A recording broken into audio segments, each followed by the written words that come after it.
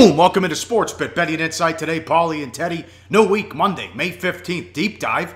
Talk a little fantasy gambling.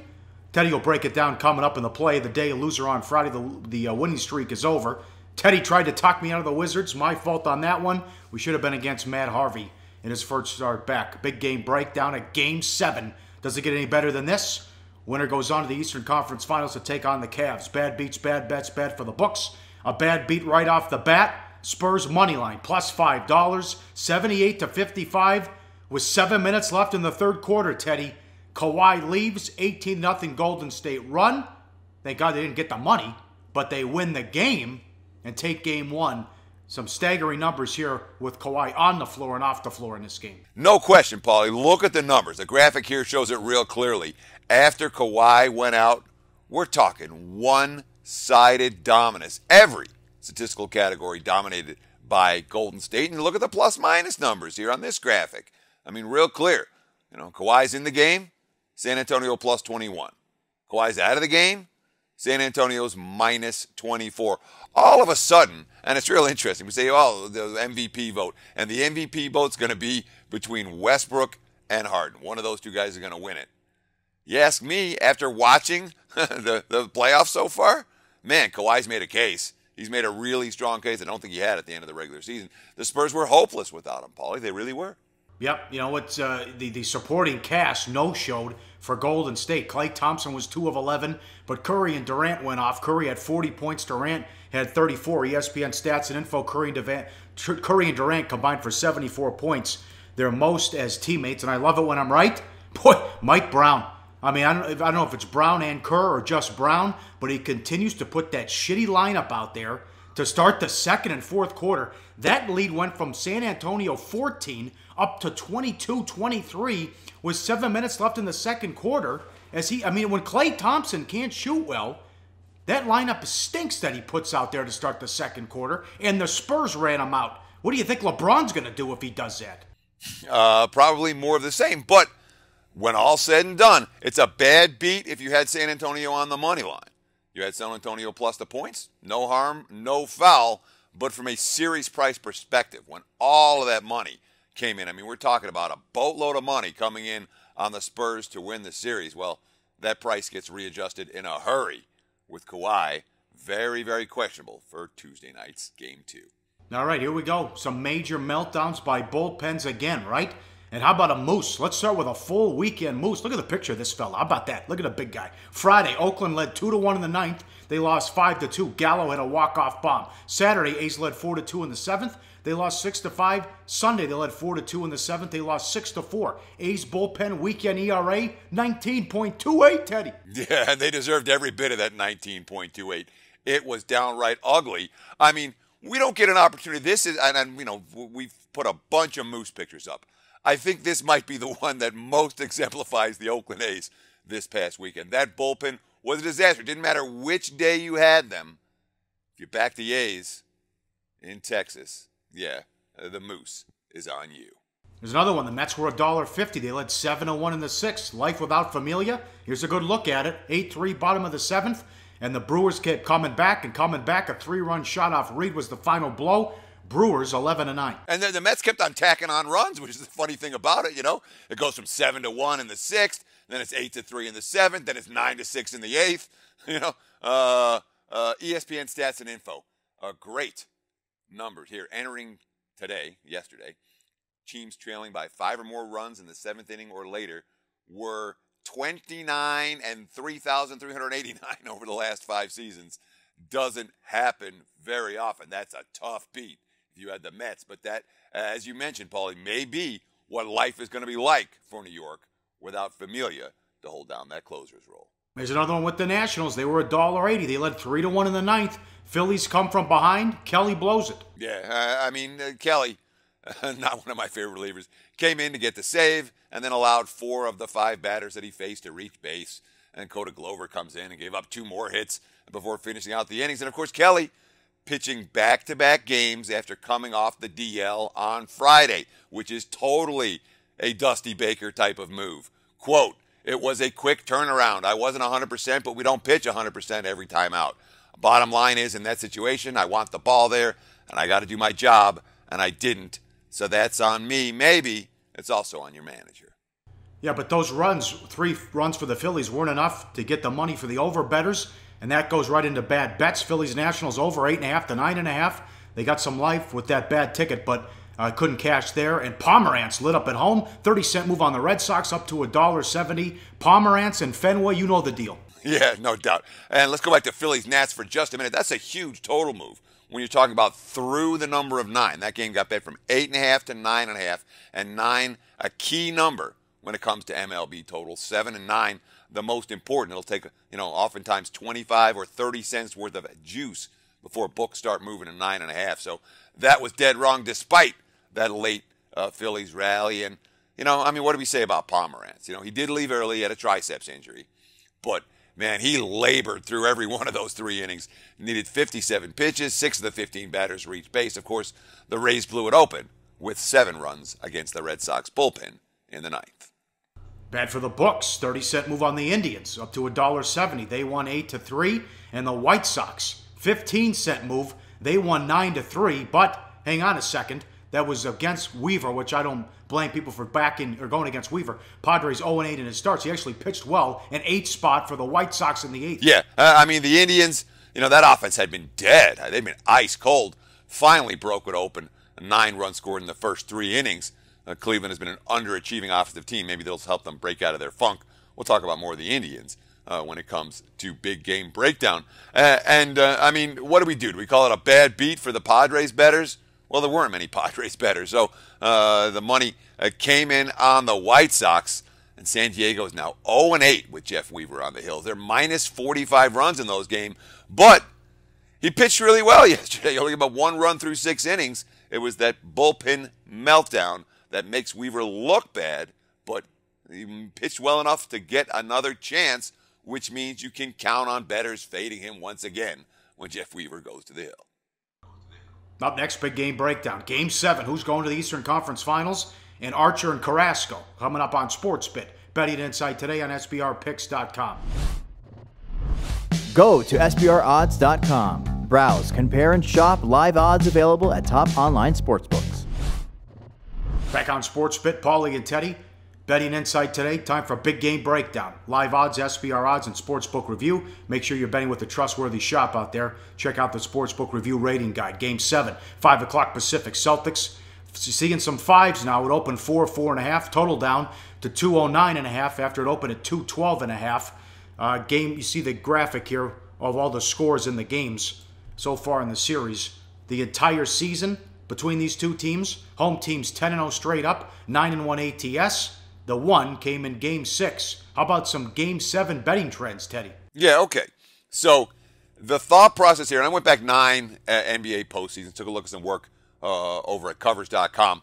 They put together a nice article on this. And it made sense, and that's the key when you're talking about trends. All right, so is there value from betting the team that lost Game 6 against the spread? The answer is yes. Blindly betting the team that lost Game 6 ATS, not straight up, but ATS, 19-11 in these Game 7 situations. Of course, that trend held up for the Utah Jazz plus the points when they visited the Clips in Game 7 of the opening round, and that points towards the Washington Wizards in that 4.5, 5-point range. And really, we have to call them 5-point dogs now. The market has moved from 4.5 to 5. Wizards are a +5 right now, so it bodes well for the Wizards. But home teams, just blindly betting the home teams in Game 7, 60% during that span, 18-12 in the 30 opportunities. But then you throw a little tightener in, home teams after losing Game 6 ATS, 9-2 against the number after winning ATS, just 9-10 against the number. Again, bodes well for the Washington Wizards. This is ESPN Stats and Info, or excuse me, Winner's View. Ask Winner's View on Twitter. Wizards win probability went down 5 with a minute 25 left, fell to 3.8% before they came back. Crowder, many of the Celtics, we let this one slip away. We feel like we'd everything give ourselves a chance to win. Tough one to swallow, but you got to bounce back. Can't dwell on it too long, or roll over, or have it roll over, or can roll over into Game 7. You don't want that to happen. It makes you want to go play Game 7 tomorrow. As far as the Game 7 pressure, strange here, 7 of the 10 players leading the series in minutes have never been in one. For Washington, Gortat, Jennings, and Mahinmi have the experience. For Boston, Crowder, Horford, Johnson, and Green. What do you think of that, Teddy? Is that a big deal? Well, and it's funny because all the guys that have been in these Game 7 experience, look, Gortat did it with Orlando, Jennings with Milwaukee, Mahinmi with Indiana. You have Crowder did it with Dallas, and Horford in Atlanta, and Amir Johnson in Toronto, and Gerald Green with Miami. None of them have done it with their respective teams. Look at the quote from Brad Stevens, though. Quote, there's a lot of power in having some naivete, and I agree with that. Everyone knows it's win or go home in these type of situations. The pressure on both of these squads. But I want to go back to the Jay Crowder quote for just a moment. You know, talking about it's a tough one to swallow, but you got to bounce back. You remember hearing quotes like that from, I don't know, maybe some of the guys on Houston after they let Game 5 slip away in San Antonio? I really worry about the teams that let one get away. And I don't know. I mean, if the win probability from a betting standpoint was not 3.8%, according to InPredict, that would have been real low, and bettors would have gone nuts with a 5-point lead and a minute and a half left in a playoff game, given 20-1 opportunity there or better. But nonetheless, it was slim, and they found a way to do it. Now it's Boston, I think, with some of the pressure on them, although that's not necessarily what comes out of the Scott Brooks quote you're about to read, Pauly. He said the pressure of playing in the NBA is the NBA game is playing hard. If you put pressure on, I have to make shots, I have to get 25, I have to get 35 or whatever.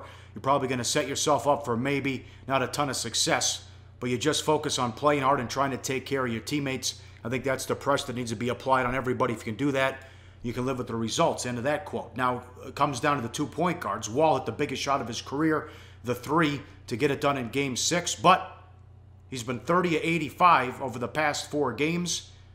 Last 4, 23 of 66 on 2-point attempts. I think the Celtics have found an answer to cutting down on his drives. Then you have IT, 43 points per game in the first 2, only 19 points per game since on 23 of 59 shooting. So it was strange Game 5 that they blew out the Wizards, and IT didn't do much, but guys like Bradley have played well, and that's the thing. It never fails, and you saw what happened in Game 6. The one thing Barkley's right on, the supporting cast and the bench players will always step it up and play well at home. The key players, reserves, supporting cast for the road team will not play well. It's gone on the entire series here and much of the playoffs. Big edge there for Boston with the others tonight at home. I don't agree with that. I mean, I flat out don't. And for every example you can give me one way, I can give you an example the other way. How did the Rockets role players do in Game 6 at home? I mean, they're in my mind. This entire series, it's been that way. Yeah, this series has been dramatically that way. Although, I mean, Washington's role players have stunk it up all series. Didn't matter what floor they were on. Their bench has been bad, and the Celtics have had the better of the 2 benches. But when you talk about, you talk about Wall's offensive struggles. Washington has figured out Isaiah Thomas. From going to half his scoring average over the last 4, just 23 made shots in those 4 ball games. I mean, the Celtics the reason that the Celtics are at 3-3 right now and not in bigger trouble is because of guys like Avery Bradley, who stepped up in Game 5. Isaiah Thomas has been the straw that stirs the drink for that team, and I'm not convinced that he is going to be capable of doing that against a Wizards squad that has gotten the job done on the defensive end against him in recent ball games. Game number 2, live odds, sportsbookreview.com. Tampa and Cleveland. Archer against Carrasco. Indians $1.55. 7.5 the total at home. 2 of the hottest pitchers in the betting markets go head-to-head. So which way will the bettors go? And why do they love Carrasco? 2015, 2016, 25 and 20 with a 3.49 ERA. I mean, he always seems to take money, Teddy. Well, we talk about the ERA, yes. Then we look at the stats that the betting markets really pay attention to, which is not wins and losses. It's not ERA. XFIP, let's start there. Well, over the 2015 and 2016 season, an XFIP is fielding independent pitching that is adjusted for ballpark. So it's adjusted fielding independent pitching. Over the last 2 years, 2015, 2016, who number 1 is. It's Clayton Kershaw, the best pitcher in baseball. And, Noah Syndergaard, not hard to make a case for him as number 2. Look who number 3 is. Yeah, it's Carlos Carrasco. That's how high he is viewed in the betting marketplace, like Kershaw, Syndergaard, Carrasco. This is a guy that has not closed lower than minus 160 in any start this season. And the Indians, of course, 5-2 in his 7 trips to the hill. Did the offense turn the corner Sunday? Maybe. They've been held to 3 runs or less 9 times in 11 games, 1 or 0 in 5 of them, before getting 8 in the first 3 innings against the Twins. They were shut down by Santana in one of the games. Archer's 9-19 with an ERA of 4, one of the worst bad luck seasons in MLB history. Number 5 in baseball in xFIP, 7 in K percentage, 8 in swinging strike percentage. But the Rays scored 2 runs or less in 14 of his 33 starts. Despite off the 9-19, Archer and the Rays favored in 7 of 8 games, Teddy. Yeah, I mean, the bottom line is the bettors absolutely love both of these guys. They've been on Carrasco in every game. We've talked about him in every game. And they've been on, or we talked about this more than once over the course of the baseball season so far. And it's a similar story with Archer, where the wise guys have been coming in and backing this guy start after start after start. The only time he's been a dog all year was against the Red Sox in Fenway. And it's not like Tampa's all that. They've been favored in his 7 of 8 starts. And, of course, he's made a profit for his supporters. Rays 5-3 in his 8 trips to the hill. And, of course, this season, as opposed to last season, they've been scoring 6 runs per game behind him, which makes a big difference. We're talking about profitability for any given ace.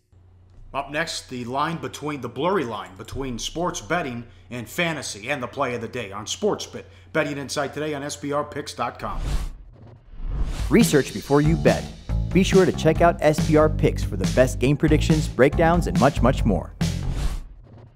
Wrap it up on SportsBit. Betting Insight today at Pauly Howard on Twitter, at Teddy_Covers. The deep dive, the increasingly blurry lines between fantasy and sports betting. The lines are blurry. Some betting operators are sinking money into fantasy projects. Expect lots of exciting new offerings.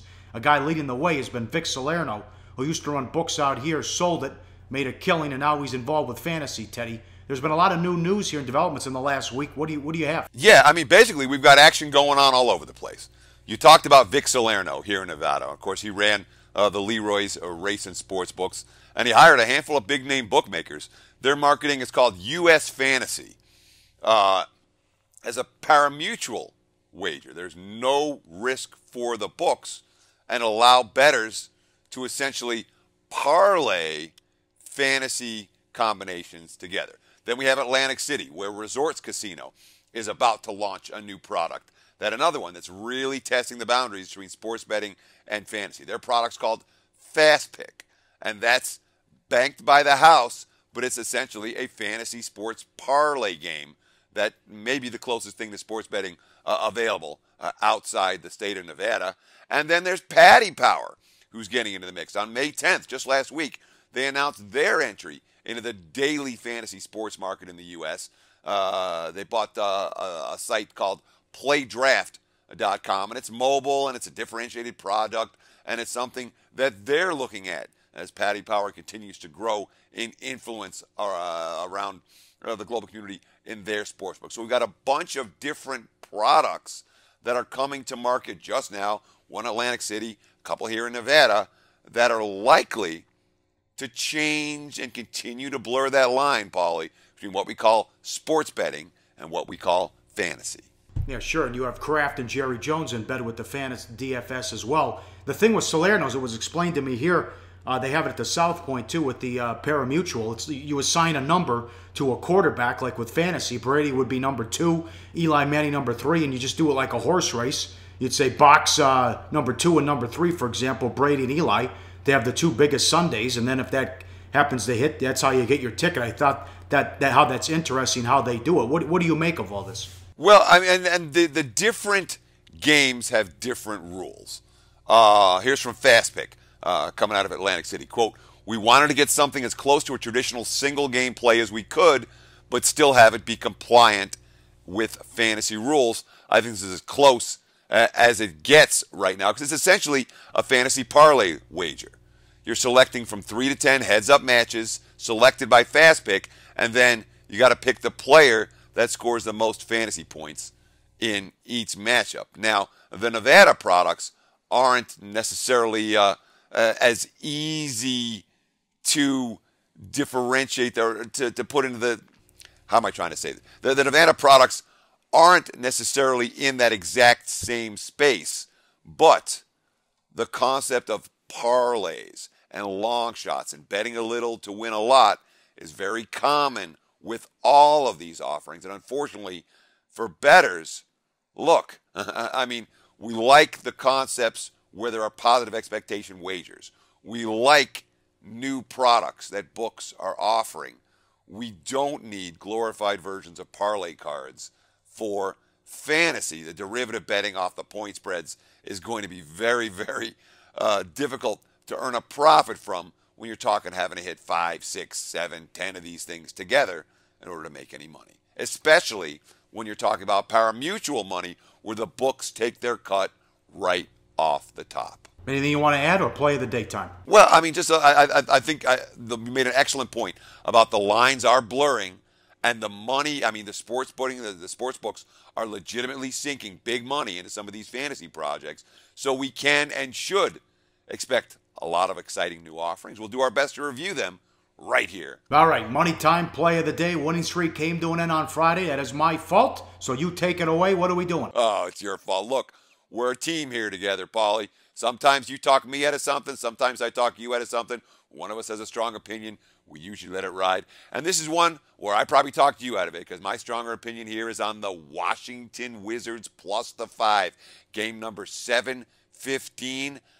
I'm worried about Boston's mentality, and I expect a game that's every bit as tight as game number 6 was. Don't know if the Wizards are going to win or lose, but I think they're live. I'd rather take points than lay them here. Give me Washington plus the 5. Game number 7-15. That's our play of the day. All right, we'll continue with NFL team previews. We did the Rams and the Cardinals last week. You can check that out on YouTube and SBR. And tomorrow, game 2. What's the series price now? Will Kawhi play? It's lottery time. Will the Lakers get screwed? It's tomorrow on SportsBit. Betting Insight today on SBRPicks.com. Thanks for watching. Tell your friends.